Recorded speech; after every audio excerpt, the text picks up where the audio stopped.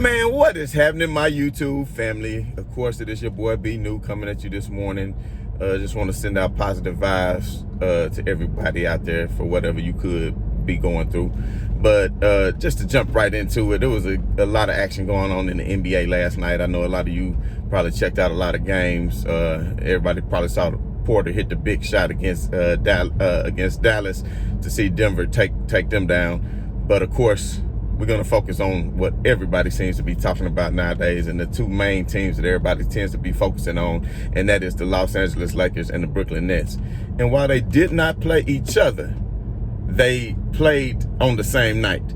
And what's even more important, they played a common opponent. And I won't say just exact common opponent, but just to do a compare and a contrast real quick, let's just go and think about this for a moment. So as we talked about on, I believe, yesterday's video, we saw that the Cleveland Cavaliers swept the Brooklyn Nets. That was with their big three, and that was with one game without Kevin Durant when he rested. But either way, and that's when they really put the beat down on them after that. So, you know, I said that it was because Brooklyn doesn't have a bench, and that rang out to be true. You know, they don't have a bench, and they're going to struggle against teams that do have a bench and teams that are a little bit deeper. And don't get me wrong, they're going to get it together. And I still think they're still my pick out of the East until somebody else, because when the playoffs start, it's going to be all about your superstars and your matchups. But we're a long way from playoffs, so I won't even go into any playoff talk right now. But back to what I was saying as far as the common opponent. And as I said before, in football, you can really do common opponents sometimes, especially because it's the same, you know, this line against that line or whatnot, this cornerback against this receiver. But in basketball, there's so many different ways you can pull the rotations and change out things. But in this short vacuum of a season that we have so far, it still would be good just to talk about the differences of the way the Lakers played Cleveland and the differences of the way Brooklyn played Cleveland, especially since they just played them. Like they just played them within this week, so it won't hurt to talk about it a little bit. So with that being said, Brooklyn lost both games. They got spanked handily the second game because they didn't have a bench. And Cleveland, you got to go ahead and give some props to, because those young boys are playing some basketball. And then not to mention, you know, they got a couple of big men with Drummond. I mean, Cleveland is really starting to look good. So people be on the lookout for Cleveland out of the East. Not to be a threat, but I think to actually maybe get that 7th or 8th seed in the playoffs and make the playoffs in the East. So, and Sexton is looking really nice, really nice. He got in a lot of foul trouble last night, so he didn't really get to go off like that. But I think a lot of people were just in awe of what LeBron James was doing last night. But I'll jump into that in just a moment. So anyway, Brooklyn could not beat the Cavaliers at all. And then last night when they took on the Miami Heat, now you got to think about this for a minute. Yeah, you look at the score, they won by 12. But if you look at the game and you watched it closely, it was a close game the entire game. It was a close game the entire game. I mean, and the thing about it is, this Miami team, it was short players. I mean, they short Tyler Hero and they short Jimmy Butler. And they hang their hat on defense, first of all. So think about it. Brooklyn didn't even get 100 points. What was the final score? Like 98-88 or something like that. They don't even score a lot of points. You understand what I'm saying? So think about this. A defensive team in Miami shut them down as far as only holding them to 98 points. But yet this same team in Miami were missing two of its best offensive weapons. Now, had they had those two weapons, and then not only that, Jimmy Butler plays excellent defense as well. Had they had all of that, then it might be a totally different story, and you'll be talking about two Miami wins when they just closed out that series. But Brooklyn was able to beat Miami twice. And as it got closer down the stretch, it was hard to tell who was going to take. And I do want to point this out too. This was the first Brooklyn Nets game with all three of them playing that none of them went off. So I don't know if they're trying to balance the ball more, but I want to say Kevin Durant had 20, Harden had 20, maybe Kyrie had about 21 or 22. So they were very well distributed as far as the ball, but none of them went off, and they still were able to win. But I will dare say, because of their lack of having a bench, if they just score 20 apiece like that, they're not going to be the top tier team in the East or in the West. It's just not going to happen. In Miami right now, with the injuries that they're suffering, they're just not a top tier team.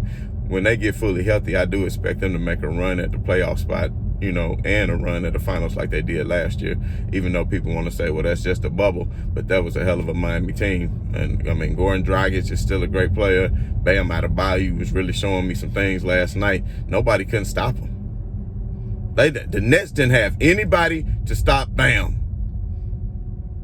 Bam was pretty much having his way. Kind of like, what's that cartoon back in the day, Flintstone? Bam, bam! He was just banging them in the paint. They couldn't do anything about it. You understand what I'm saying? So, anyway, now let's flash forward to the game at Cleveland. The game at Cleveland, LeBron James returned home, and I guess he decided he wanted to put in some early work. So LeBron came out in the first quarter and had about 17 in the first quarter. I want to say shot 90% in the first quarter. I mean, just came out, lit it up, put on the show. Cleveland was pretty much coasting and was winning by 12. And you would think, okay, well, this is it. They're going to put them away. And I'm already in my head thinking, see, now this is how a real team put away this team. That's something the Nets couldn't do. But lo and behold, C.D. Osman hit a 3 right before the half. And I said, this might spell trouble. And when C.D. Osman hit that 3, I mean, they came out in the third quarter and they were lighting it up. Do you understand me? And at one point, they took a lead. And I said, the Lakers getting tired. LeBron James was looking a little bit gassed. I won't even lie. Sometimes his age is showing up with him. I mean, he is 36 years old, but he is the great LeBron James. So he just pulled everything out of him and just said, you know what? I think he played the whole fourth quarter, if I'm not mistaken. I have to go back and look, but I'm pretty sure. And that's the thing. Like, LeBron would come in and they would take a lead. He would take the lead every time. And then when he go to the bench, they couldn't maintain the lead. And see, that's going against what I'm saying as far as the Lakers having a good bench, because the bench is supposed to maintain the lead or extend the lead. That's what the great Golden State teams used to do back in the day when they had Harrison Barnes and all these other players.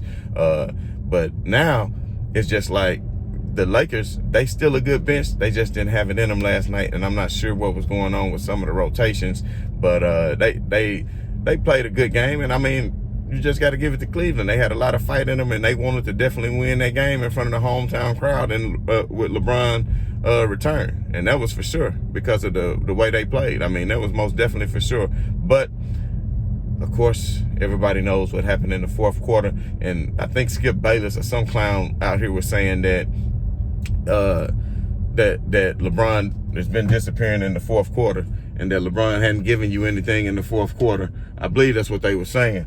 But what they didn't realize was that LeBron James must have been listening. And you saw what happened. 19 points in the fourth quarter and just went ham. Do you understand what I'm saying? So let me tell you, who can score 44 or 46 points or whatever he had, shooting 70%, fam? Unless you Shaq and you taking everything in the paint. The man shot 70%. 70%. Who out here shooting 70%? Please tell me.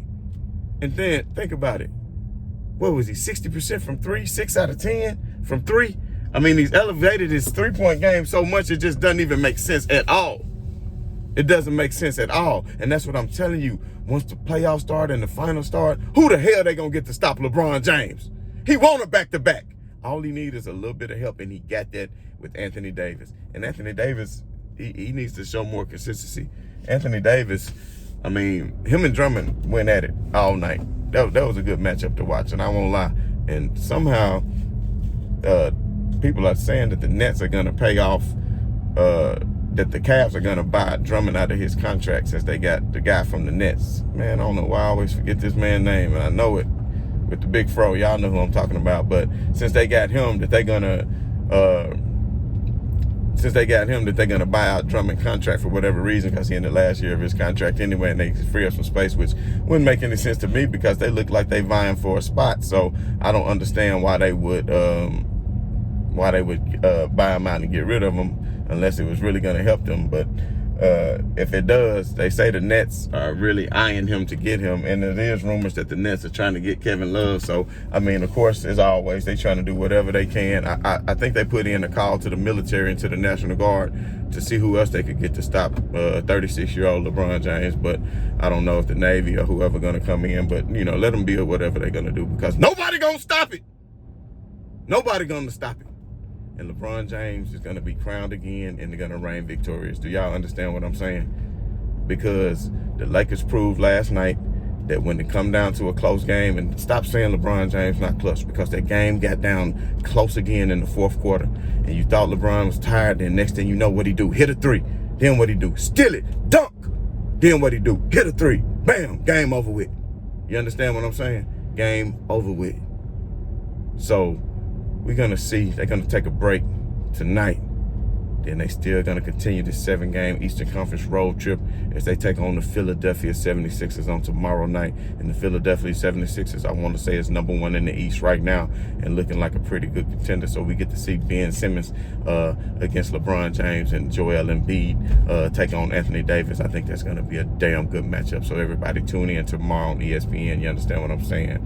But going back to the Nets, I just want to say that they didn't go off all 3 of them, but I did notice again, James Harden only took 10 shots. Go back and look at the stat sheets and look how many shots Kevin Durant is taking, and look how many shots Kyrie is taking. But maybe that helps James Harden, because I will say James Harden was the one who pulled it out in the clutch, because when it was a close fourth quarter, James Harden went on like a quick 8-0 run himself, hit a couple of threes, knocked down one. And then I do want to point this out before I go. DeAndre Jordan is people wrote him off, and I knew he was still good and he's still hella athletic, but he the type person who really need to get good looks. And Harden, Irving, and Durant are all capable of penetrating, and when people come over, they know how to dish it off to him for easy looks. So I expect to continue to see him do that. If they bring in Drummond or something like that, I don't know how that's going to make him feel, but it would only add to their depth, which they need. So anyway, this is your boy, Be New. I'm saying right on to the real. I'm saying much love to the haters. I'm out.